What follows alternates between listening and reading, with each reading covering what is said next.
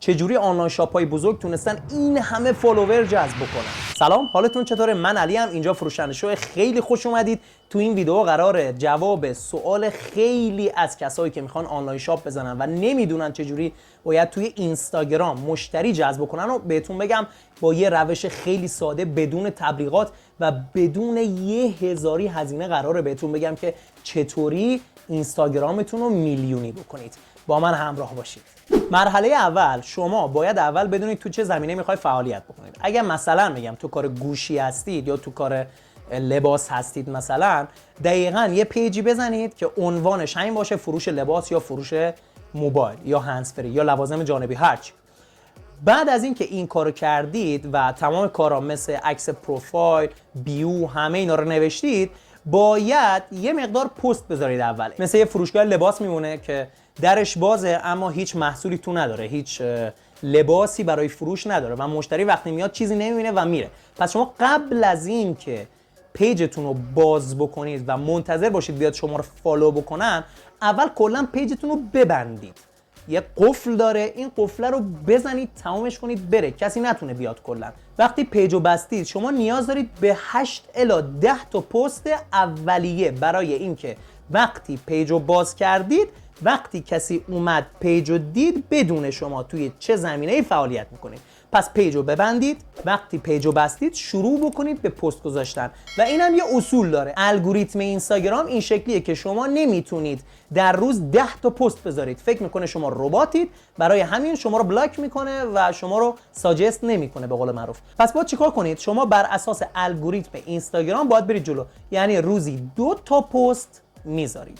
چطوری؟ یه پست اگر ساعت 1 ظهر گذاشتی، پست بعدی و ساعت 3 ظهر میذاری. یعنی هر روز 2 تا پست و هر پست بینش 2 ساعت فاصله باشه. حالا برای هر پست کپشنشو مینویسی، عنوانشو مینویسی، هشتگشو میذاری، تگاشو میذاری، هر کاری که باید بکنی انجام میدی. بعد از اینکه هر 8 تا 10 تا پستو گذاشتی، نوبت به این میرسه که پیجو باز کنی. وقتی پیجو باز کردی، نباید توقع داشته باشی که حالا بازدید میلیونی، بازدید 1000 تایی، 10000 تایی، 100000 تایی قرار از پیجت بشه. کسی تو رو نمیشناسه.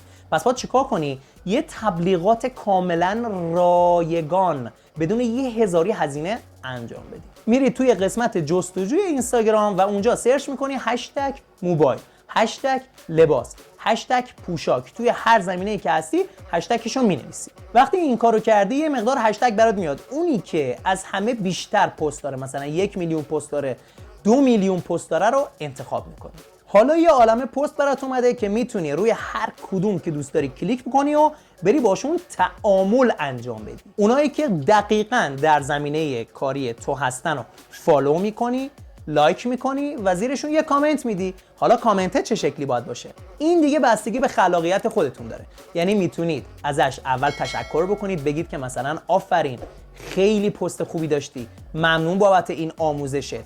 حالا اگه دوست داشتی منو فالو کن، منم همکارتم، امیدوارم بتونیم با هم تعامل خیلی خوبی داشته باشیم. پس تعامل انجام میدی با کسی که در رابطه با حوزه کاری خودت داره کار میکنه. مثلا عجب پیج قشنگی داری، عجب محصولات قشنگی داری، عجب پست‌های خفنی میذاری، درجه 1 اورجینال، خیلی پیج قشنگی داری، امیدوارم پرروزی باشی، خوشحال میشم ما رو هم فالو بکنید.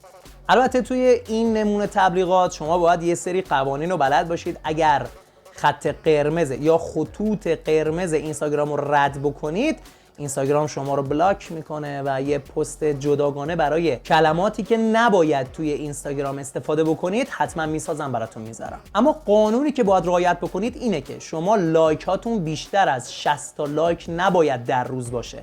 حواستون باشه. یا کامنت هاتون بیشتر از 70 تا کامنت نباید باشه. حواستون باشه. این قانونی که خود اینستاگرام گذاشته و نمیدونیم چرا. فالو و آنفالوتون هم نباید بیشتر از 50 تا باشه. برای اینستاگرام فالو کردن یا آنفالو کردن یه عمله و جفتشون رو یه جور میبینه. پس جمعاً آنفالو و فالوتون بیشتر از 50 عدد نباید باشه. با همین فرمونی که بهت دادم برو جلو، میبینی که بعد از 1 ماه 2 ماه پیج اینستاگرامت داره رشد میکنه، فروشت هم شروع میشه.